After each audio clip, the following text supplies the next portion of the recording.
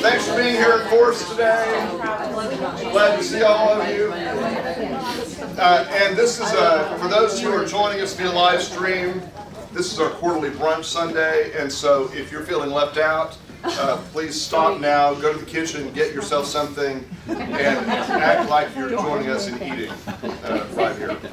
And for those who are present in the room, it is perfectly acceptable during the lesson to get up and come back to the table, do whatever you need to do, and all that. Just as a reminder, we've moved doing our prayer concerns to the end of the lesson after the live stream ends, and so we'll do that there. I do need to say, before anyone leaves for choir or whatever, that the service, memorial service for George Mason Sr. is this Wednesday afternoon at 1:30. This Wednesday afternoon at 1:30 in the sanctuary, if you're interested in that. Okay. I'm just back from a week at youth camp, and we had a great week there. I was with some of your children and other relatives. We have a lot of connections here in the class, and we were. Very useful. Thank you. Slightly more tan, at least. From that, we had 67 youth and 14 adults there for the week, and no, this was in the Ozarks, beyond Little Rock.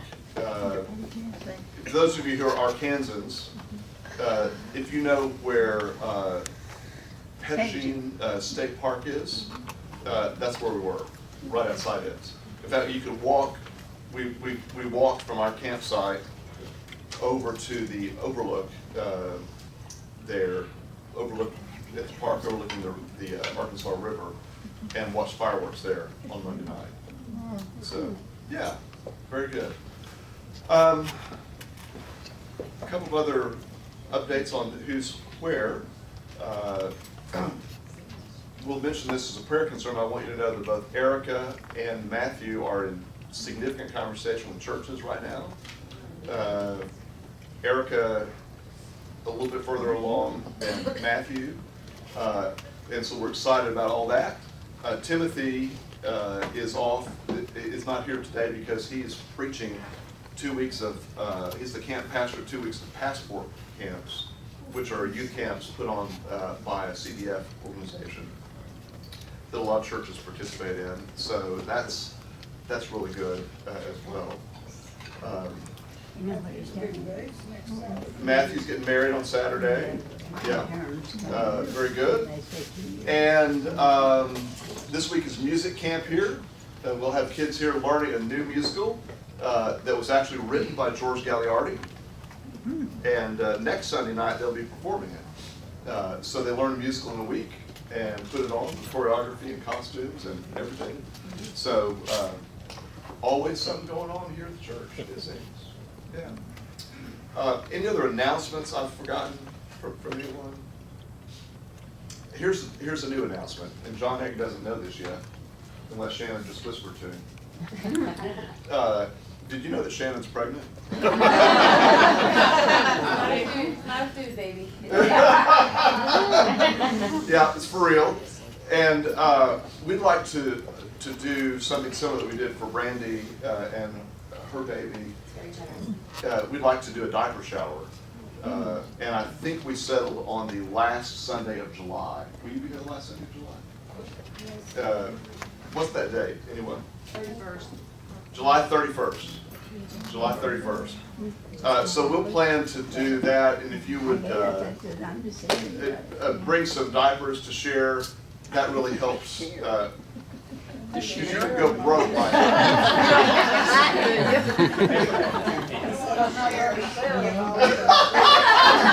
no sharing of diapers, they're gifts. Yeah, absolutely. Okay, very good. We'll put a note out about that with more information as well. Next Sunday, you're going to have a treat. I'm going on vacation next Sunday, heading to the beach in California, and we'll be gone the whole week. Actually got the boys going with us. It worked out. So Jim Hancock will be here teaching. And how many of y'all know Jim? Anyone? Yeah. He's outstanding. Jim is a retired pastor and associational director of missions. He's one of the nicest guys you will ever meet in your entire life. And he, for a period, taught in Charlie's Angels, and now he does some itinerant preaching and interim preaching around as well. So he'll pick up on our lesson next week in my absence. I think you'll really enjoy him being here. I do want to say one other thing that I know some of you would be interested in knowing. And I posted this on my Facebook page, those of you who are on Facebook. This Thursday night, there's a wonderful opportunity at the Meyerson.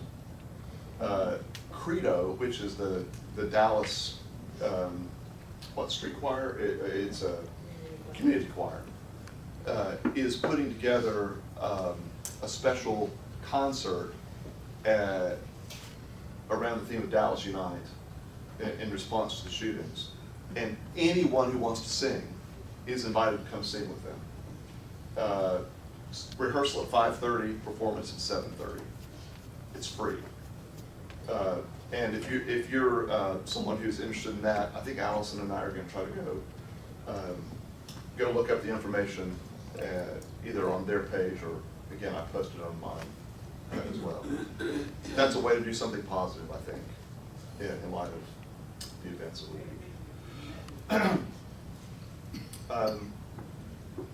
Well, I thought about scuttling our lesson for today and just talking about what we need to talk about. And then I read the passages that we're to discuss today, and I thought, maybe these are not mutually exclusive ideas. We're picking up today in our study of 1 Peter, chapter 2. And what I want us to cover today is verses 11 through 17. So if you're following along, here's what it says. Beloved, I urge you as aliens and exiles to abstain from the desires of the flesh that wage war against the soul. Conduct yourselves honorably among the Gentiles, so that, though they malign you as evildoers, they may see your honorable deeds and glorify God when he comes to judge. For the Lord's sake, accept the authority of every human institution, whether of the emperor as supreme or of governors as sent by him to punish those who do wrong and to praise those who do right. For it is God's will that by doing right you should silence the ignorance of the foolish. As servants of God, live as free people, yet do not use your freedom as a pretext for evil. Honor everyone. Love the family of believers. Fear God. Honor the emperor. So what is the context in which these verses were written, and how do we understand that? Before we can discuss our application to us today, we need to understand the original hearers and what they were about. This letter, as we previously noted, was written as a chain letter to a number of early churches in sort of the diaspora. They were out living different places, largely under Roman rule. The Jews had found a way to get along with the Romans. It was a fragile peace. The pagans had found a way to get along with the Romans and had their own way of making peace. The early Christians were a true marginalized sect. They were the lowest of the low in the totem pole, and often considered revolutionaries, often considered those who were inciting trouble by teaching and believing something different than anyone else did. They were the outsiders, and they often became the target of ridicule, scorn, and harassment. And so when Peter is writing to them these words, we've got to ask ourselves, what in the world does he mean? Honor the emperor. I'm taking it from the backward forward right now. In verse 17, honor everyone, love the family of believers, fear God, honor the emperor. Now, throughout time, in our modern history, these verses have been used to justify all sorts of submission to things that we should not submit to.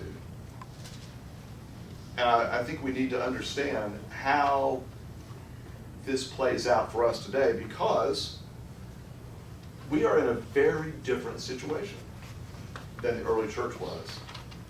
They were a minority, a truly persecuted minority in a pagan world. Now, I know that some Christians today feel like we are a persecuted minority in a pagan world. If that's the case, I need to ask you, why is it we control, as Christians, every arm of government? Why is it that our elected leaders purposely pander to the Christian vote? I don't see this as being similar to where the early church lived. Now, there was some new data out this week that just absolutely knocked my socks off. Among evangelical Christians in America, 60% believe that they are persecuted today in America because of their faith. Where do those numbers come from? I can't. The Pew Research Center, Okay. a legitimate organization. Yeah. Yeah, this is a national survey. And is that, so would that be people who self-identify as evangelical? Yes. Yeah, typically the way these surveys work is they have a set of questions that would be that if you answer yes to certain things, you'd be classified evangelical Christian. And many of us would be, if we took that survey, we would be classified as evangelical Christian. Because I don't know about the Pew survey, but typically on Barna and Gallup, I've looked at their questions before, and do you believe the Bible is the Word of God? Do you believe that Jesus was buried and raised? Do you believe in the resurrection? Those types of things. Yeah. And how are they defining persecution? Yeah, that's. Well, I think this is a fascinating question, Joni. And the survey, to the best of my knowledge, didn't define persecution. But it almost doesn't matter, because words take on a life of their own. Yeah. And your persecution and my persecution may be something different. And what we're finding a lot is Christians who feel that they are inconvenienced in their faith and believe they're persecuted. And so here's a hard conversation. And let me say up front, I know that some of you are going to disagree with what I'm about to say. I understand that. That will be the first time anyone. I know, especially you. And I realize we're live streaming, and some of you do not feel empowered to speak up and challenge or speak a different word. And I would love to have a personal conversation with you about any of this as well. Words matter. And when Christians claim that we are being persecuted on the same level as other people are being persecuted for other things, and this is what this survey said, was that Christians, 60%, I believe, of Christians said, of evangelicals, said that they feel persecuted on the same way that people feel persecution for racial issues, for gender issues. I'm sorry, I don't see that. I do not see that. And part of what happens in this is when we as the Christian church take on the victim mentality, we do harm to people who truly are victims. And it sounds to them, whether it's what we intend or not, it sounds to them like we do not understand that they are victims. Donna? What I find interesting is there are parts of our world where there is true Christian persecution, like we couldn't even imagine. Right. And so here we are, fat, sassy, happy, able to go to church, not really being persecuted in my mind here in the United States. Other people are across the world, but where is the church in the United States that feels so persecuted? Why aren't we stepping up to say, no, here's some real persecution. What can we do to help? Or at least bring it to consciousness in the churches. So There's this week, a lack there, I yeah, think. absolutely. Here's an example from this week. In Russia, Putin has revoked the religious freedoms of the citizens of Russia this very week. How many of you even knew that? Wow. Yeah, a few. Right? That is real persecution. So here is Peter writing to the early church where they truly were persecuted and saying, fear God, honor the emperor. What in the world has gotten into him? What is wrong with this man to be telling these people to honor the very people who are making life difficult for them? I mean, it's almost like Martin Luther King in a peaceful protest. You know, that they're going to get more attention, more sympathy by not fighting, by fighting peacefully. Yeah. And this is really the crux of it. And this is why I started at the back instead of the front of the scripture, because the front urges the early Christians to abstain from desires of the flesh that wage war, to conduct yourselves honorably among the Gentiles, so that though they may malign you as evildoers, they may see your honorable deeds and glorify God when he comes to judge. Actions speak louder than words. And in the sermon today, George is asking us not how do we feel right now, but what are we going to do right now? How do we move from being fixated on our responsive feelings to actually demonstrating by our actions that we care? You know, I think many of us are just sick unto death of moments of silence and prayers that don't lead to action. And George said, and you've seen this in the media a good bit, reporters and others are rightly asking, okay, so you got together and you had this kumbaya moment. What's different? What is different about it? So let me ask you, as you process all the events of the week, how are you different than you were a week ago when we gathered here? How are you different? Or how are you becoming different? It is that very thing. It's deciding about action. I mean, I'm a thinker, you know, so I tend to these things happen and I think about them. I even distance myself from feeling about them, and because it's so close, and so close for me being at the nursing school, and our faculty and staff and students being impacted, and some of them even working in the ER that night. That there is action that has to take place. I led our moment of silence and prayer at noon at the nursing school, and I was just like, I don't really know what to do or say, and the only thing that made sense to me was the prayer of St. Francis.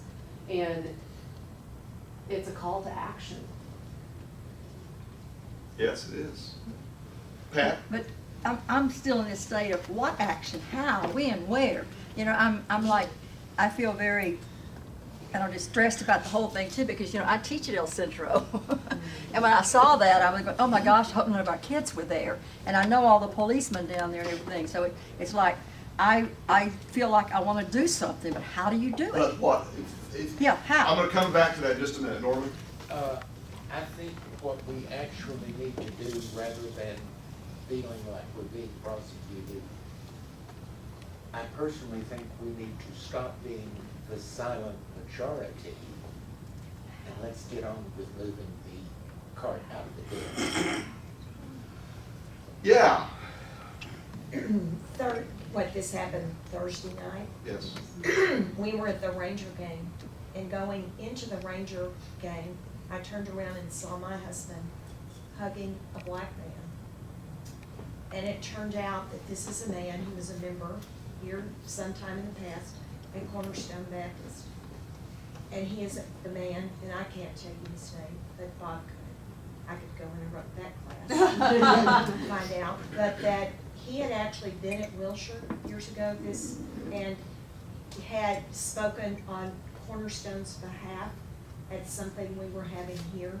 And he actually recognized Bob and said to Bob, "I don't think you recognize me." And Bob did, and could call him by name. So I turn around to see them hugging, and I get to have that picture in my head, and I wish I had that picture on my phone. But it was beautiful and as we leave the game, because it was one of those slow, ugly games on Thursday night, and we left early, get in the car, turn the radio on, and they're saying, if you go through downtown Dallas, this is on the Ranger broadcast, don't go. And we kept coming, came Woodall Rogers, you couldn't go in to the west end, you could see the cars come, police cars coming, the helicopters, but I have that picture in my mind. And it's because it's been going on of a relationship for literally close to 50 years. Here and then here. Okay.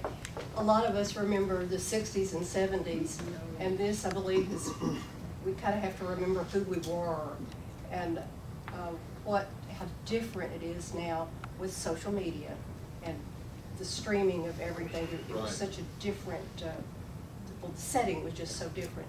And I think a lot of us are going to have to revisit, well, when did we drop the ball? When did we stop being the good people we were? Yeah. So it's just hard because it feels like such a hopeless battle with the media over sensationalizing everything and speaking so loudly. I mean, I work in a middle school. We don't have a large African American population. We do have a very large Muslim population. Our schools over 50% Asian, largely Indian Asian. So I work in a very diverse environment where that is in the middle of a lot of the issues that are going on. And I see kids and how they react to it. I mean, our kids are so different than adults and what they believe about each other and what they believe. They have more of the, activist mentality and just, they don't, it's just a whole different world. And I see how we can impact those kids, but that's a long time till they really become, yes, they are our future, but it's the adult. And I mean, honestly, outside of my group of friends, that's why I speak up on Facebook. Not that I think anybody but my little group of Facebook friends listen, but I mean, about the things I feel, because it's just so, the media is so loud and booming. They're not giving a chance for healing or hope to happen, because it has to be people engaging with each other. People of different ethnicities, people of different religions, people of different, sexual orientation, beliefs, and everything else. I have a group of people like that I engage with, but until it has to be on a bigger battlefield, and I don't know how to make it happen when you don't have a chance, when there's just constant booming of hate, being preached out from the media, and people just feeling like they have to take sides and feeling like they have to, draw their battle lines and feeling like they have to, hold tightly to their beliefs and how they grew up and what they think is right, because if they let go a little, they're gonna lose everything. So 2 stories to tell you. One happened to be just 30 minutes ago as I was leaving the sanctuary.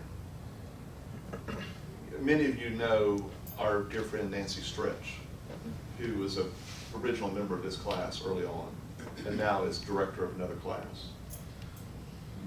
Many of you remember Howard, Nancy's deceased husband. Nancy is white, Howard's black. They have 2 children, 2 daughters who are adults. Nancy came up to me at the end of the service this morning, 8:30 service, and we just stood there and hugged for the longest time. And she said, when I married Howard in, whatever year that was, 1975, 76, 8, somewhere in the 70s. She said it was difficult then, but I could not have imagined that in 2016 we would still be where we are. She said, I could not have imagined that. And she said, you know, back when Howard was living, on occasion, for example, they would be walking down the street together, and she had actually a police officer stop her and say, ma'am, is this man harassing you? And the assumption was, here's a white woman with a white man, that must be cool. Right? And you think we're moving beyond that. So, as I mentioned, I was at youth camp this week, and our theme at camp was the ties that bind. And we were talking throughout the week in worship and Bible study sessions about biblical stories and biblical characters who called us to community, even if it was difficult community. And we had been talking about not only caring for the people we love, but caring for the people who are difficult in our lives, trying to find a way to make peace with those who we struggle with. And you mix that with teenage angst, and you got a whole lot going on there, right? And so Thursday night was our last night at camp. And on that night, that last night at camp each year, there's a tradition, long-standing tradition at Wilshire Youth Camp, that we do a communion service. So we've had our evening worship, we've had a reflection time in small groups after that, people have gone off. It is now 9 o'clock at night. And we're coming back into this outdoor chapel, this open air chapel that we've been using. The room has been reset in a quadrilateral situation. Communion table in the middle. And Darren has hauled out this enormous family Bible that he often uses as a prop on the table. But it just so happens that 10 years ago at youth camp, on this very night, the theme had been We Are Family. And Darren had every kid present at youth camp that year, that was 2006, had every kid present and every adult write their names in the family Bible. And so on this night, before we knew any of this was going on, Darren has opened the Bible and he's reading to us the names of some of the kids who were there in that book, some of whom are no longer with us on this earth. Some who are now chaperones at this event. My own kids' names were in there from when they were 8th graders. And then he invited every kid there and every adult to come sign their names this year in the Bible, to mingle with the names of those from 10 years ago, to make to them the point that we're all connected to each other. Right before that happened, but after the service had begun, I had gotten a text message from Heather Mustang telling me that Katie and Stephen Murray had just given birth to their baby, to Drew. And we were so excited about that. I was waiting for the right opportunity to let the group know that, because I knew a lot of the kids would be thrilled, because they know Katie and Stephen well. They often are at camp. In fact, I had chided Katie for her lack of faith that she could go to camp. You know, I was convinced that Ellen James could deliver that baby for her, if need be. And Joanna DeMint was there. And then within a few moments, as I'm sitting in the back of the chapel, my cell phone starts dinging. And it's text messages about what's going on here in Dallas. And here, I'm back here quickly processing and searching, trying to understand more and more of what's going on. And Darren is up officiating this communion service, and he is they've just sung a song made famous by the David Crowder Band that says at the end, "It'll be all right. It'll be all right." And Darren is speaking to these teenagers and all of their last night of camp anxiety, and the emotions are running high. It's the last night for seniors before they go off to college. It's literally the last thing for seniors that night before they go off. And it's always a weepy, weepy night. And Darren's trying to reassure them, and I'm reading and learning more and panic. Oh my gosh, what are we going to do? And so there comes a moment when the students in my class are serving communion to each other, and I'm able to pull Darren aside and tell him what's going on. But I didn't just tell him the bad news, I also told him the good news. And so at the end of that night, after everyone had been served communion, Darren had the difficult task of letting the kids know what was happening back home. And we thought it was important for them to know, because it was a direct connection to everything we've been talking about at camp that week, about our responsibility to be in community with other people. And ironically, the scripture passage for that day that we had been studying is from Jeremiah, that calls us to pray for the welfare of the city.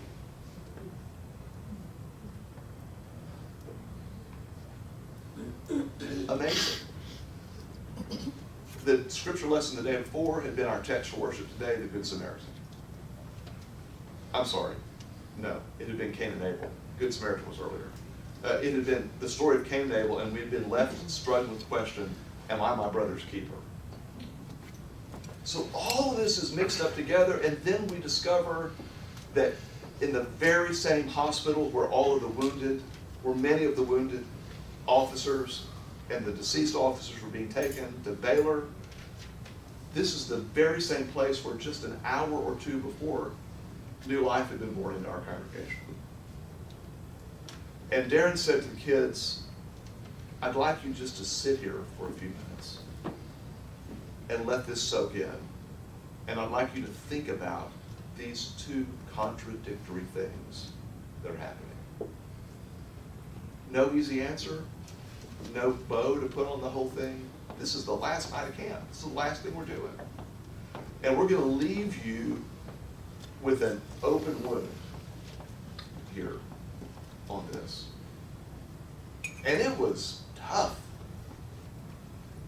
Really, really tough. A lot of conversations ensued after that. And I wrote about this in a commentary that's published on Baptist News Global that some of you may have seen. Our kids are so smart, and they're so ahead of us on so many of these things. We'd had conversations throughout the week, and some of what they were doing was really pushing even my buttons, because they're out there. Like Kristen said, they want to be activists.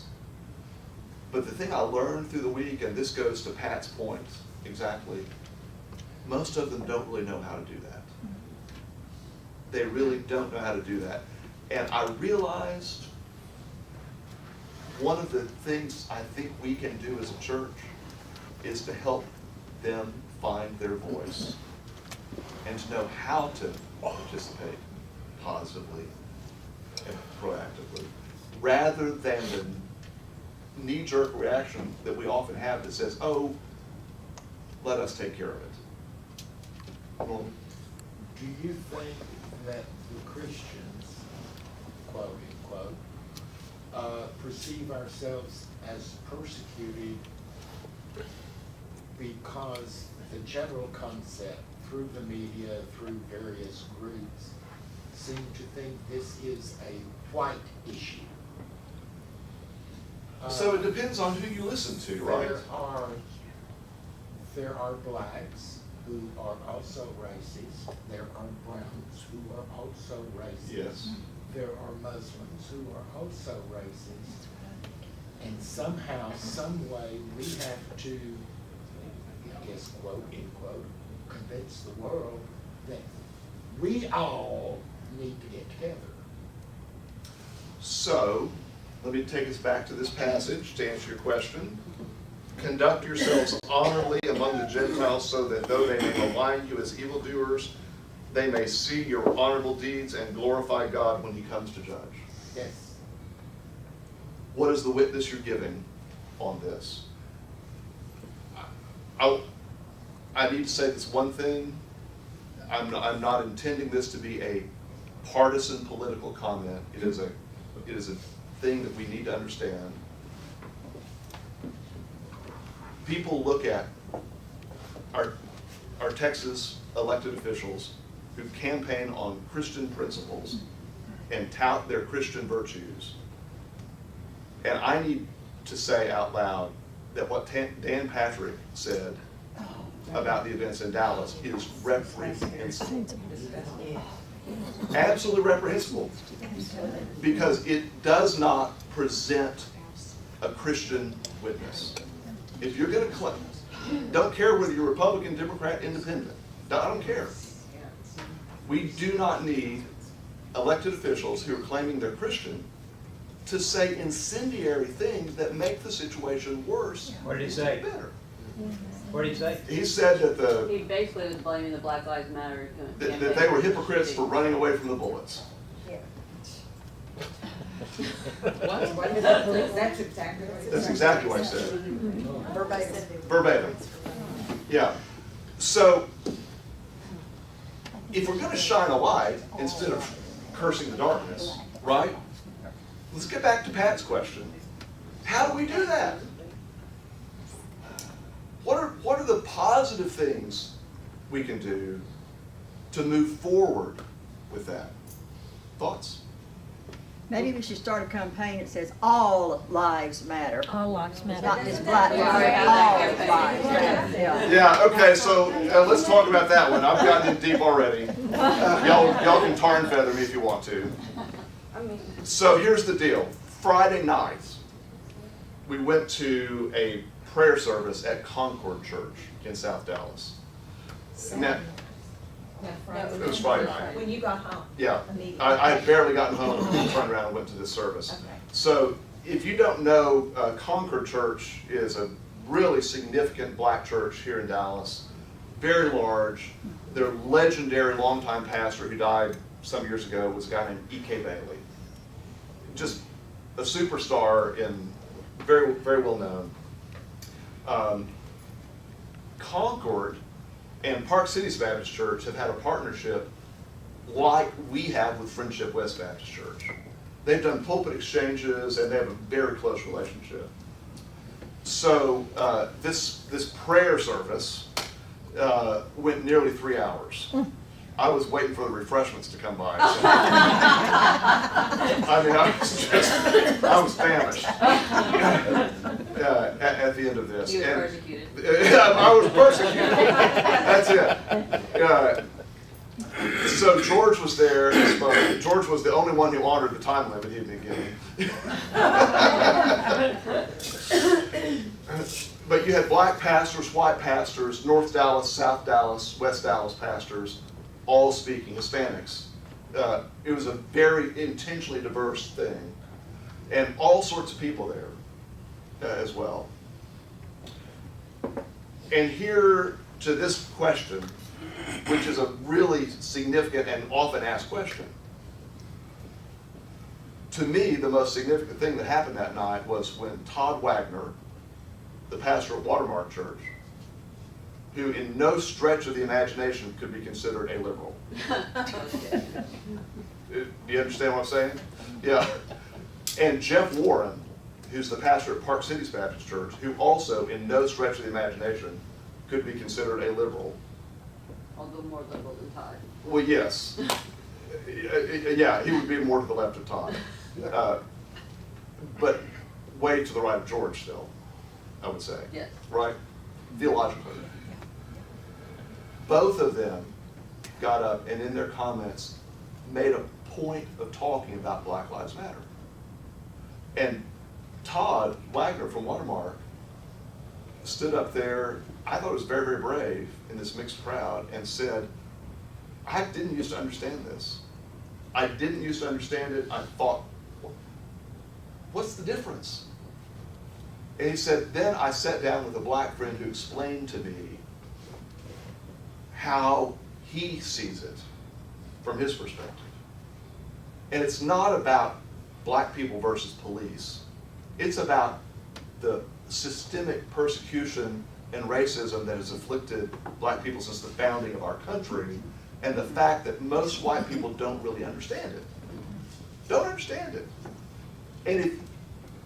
And from what he said was, I came to understand what he was saying. This is Todd Wagner speaking. And he said, I understood that I need to be concerned to say that Black Lives Matter, because that's what my black brothers and sisters need to hear, is that I acknowledge them. The way George has written about this other places is to say, we don't just love people in general. We've got to love people in particular. And to say that Black Lives Matter does not mean that no other lives matter. It means that you are responding in this moment, in this time, to say, I hear your pain, and I believe you matter. So then Jeff Warren from Park Cities stood up, and I mean, I'm already blown away by the whole thing.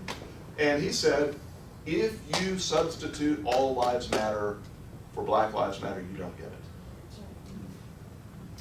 Wow. Because I need to hear your lives. So we don't have to always say Black Lives Matter. It doesn't have to be the message for now and eternity.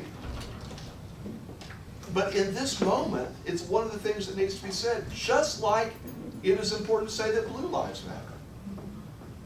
We cannot be forced into a false dichotomy between choosing between black people and police officers.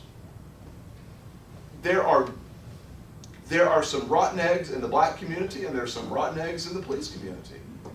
There's some rotten eggs in the white community. There's some rotten eggs in the church community. Are we going to let them define who we are? And the message Peter is preaching to the early church is, let your good works shine. Let them see that even in the midst of difficult days, when they think you're when your belief system is crazy, that your good works outshine any concern they have about your belief. Go and do something positive. And so these relationships that we're trying to build, some people have wondered, why are we focused on payday lending in our Christian advocacy work? One of the reasons we're focused on payday lending is because that's a need that our black brothers and sisters at Friendship West, as we've worked with them, have said, this is urgent in our community. So rather than starting with some issue that's urgent to us, we start with some issue that's urgent to them, although not exclusive to them, let me tell you. Not at all. But it's something we can find common ground on and say, yes, this is immoral. Pat? How can we bridge the gap between the perpetuation in the black community, and I have enough black people to know what I'm talking about here, with friends and teachers, to perpetuating this thing of you persecuted me, and therefore, I'm against white people. And what I'm saying is, how can we teach them, yes, the white people, our forefathers, made an ugly, big mistake with slavery. So how can we get across to them that our generation wants to say we're sorry for the sins of the past, and therefore, let this anger from the past go so we can, get together. So I think here's my answer to your question. That when we talk about we in general confess, or we in general were wrong, is not nearly as effective to say I in particular am remorseful. I in particular want to do better. Dave? The problem with what you're saying with the Black Lives Matter is correct. But the problem is the masses of people here don't understand that's the message out there. And the media doesn't support that. Well, And let's until- try to help explain it then. Well, the media needs to help explain that, because a lot of people don't understand that, but that's the real purpose of that. Yeah. We understand now, we know, maybe not all did when we got in here this morning, but I think we understand. But the masses of people out there do not understand. So I think each of us has the opportunity to be a voice of reconciliation as well. Lindsay? Well, I had a text message from Hart, who is watching this via the stream. Okay. And she wants to know, what do you think this says about the end of time tribulation? Thank you, Hart. Having just taught 7 weeks of Revelation in the Wednesday Bible study, I'm ready for that question. And Hart's question assumes a particular view of Revelation that I actually don't share. So now you're going to disown me again. But I know many of you don't as well. But it's not a bad question. Because there is a belief about the end times that says, the world's just going to, there's wars and conflicts, rumors of war and conflicts, and all this is leading up to the end times. And it's a very pessimistic view of the world. I don't share that pessimism because, in my view, God is working to bring heaven, to bring God's kingdom on earth as it is in heaven, which is the Lord's Prayer, right? Now, that's going to get blown up big time at the second coming, yes. But I don't think we have to assume that we're going to descend into complete anarchy before that happens, which is the view of the Left Behind kind of theology. So the problem with that kind of theology is there is a certain pessimism in it, a fatalism that says we don't really need to fix things now because they're not going to be fixed till Jesus comes. Now, let me give you an extreme example of that, but it's a real one. That kind of theology has led in the past to a complete disdain for environmentalism. If God's going to come and restore the earth, it doesn't matter what we do to the earth. Let's use up every resource we can. And what's happened in the past 10 years, past decade, is we've had young evangelicals who've risen up and said, wait a minute, God told us to be caretakers of the earth. God didn't tell us to spoil the earth. How do we... Yes, Jesus is coming, but Jesus wants to find us faithful in the stewardship we've been given, not tearing things up. Chad? One thing I thought that was just brilliant in the sermon today, you should go listen to it if you haven't, is that he talks about that, this Good Samaritan thing. Part of our responsibility is making the road safer so it doesn't happen again. And I never even seen that or thought about that. Because my wife and I were talking about, it's this huge problem that is just so overwhelming that you just get so defeated because there's nothing you can do. And then George talks about what our job is to make the road safer so somebody doesn't get robbed again. Good well, Samaritan.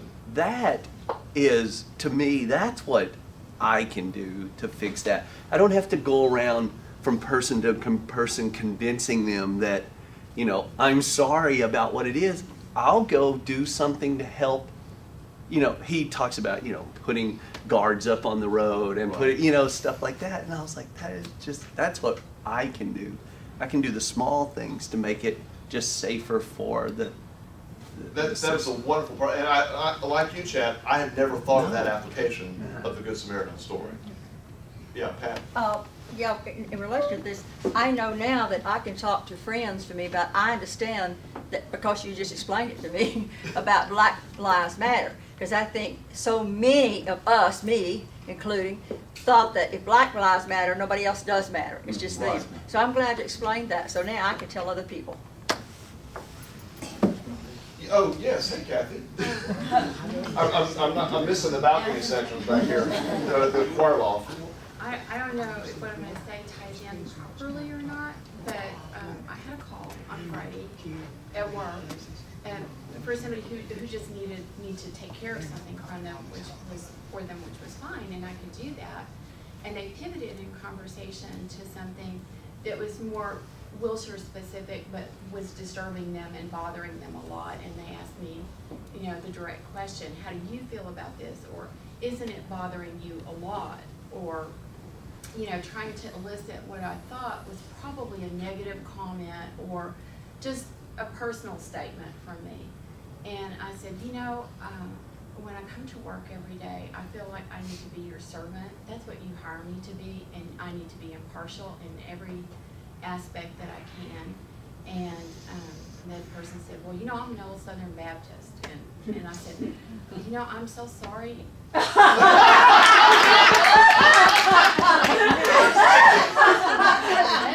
the one thing I can't relate to is being an old Southern Baptist because I was a Methodist. And I said, so I can share with you one feeling, one thought that I have out of what you just said, and that is what John Wesley said, which I'm sorry to say, since he's a Methodist and I'm sitting in a Baptist church, but this is what I know. He said, in the essentials, he was talking about Christian orthodoxy, but in the essentials, let us hold hands in Christian love. In the non-essentials and the other, let us show tolerance.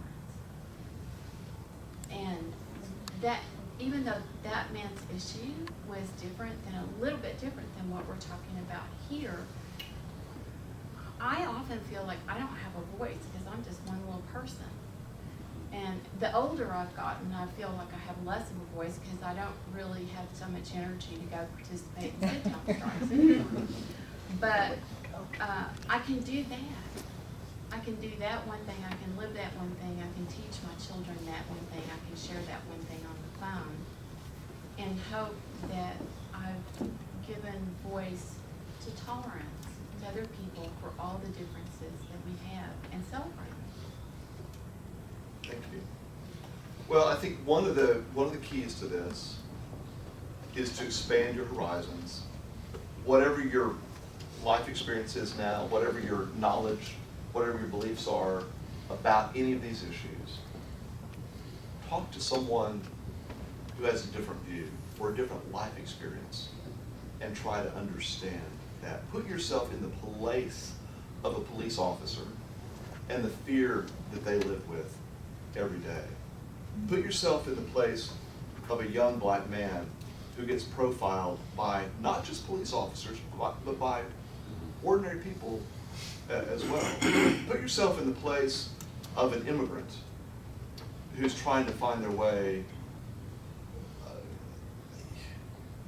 Most of us say we understand, but we really probably haven't thought about it that much. And if nothing else, I hope this week's events would help us be called to empathy more than sympathy.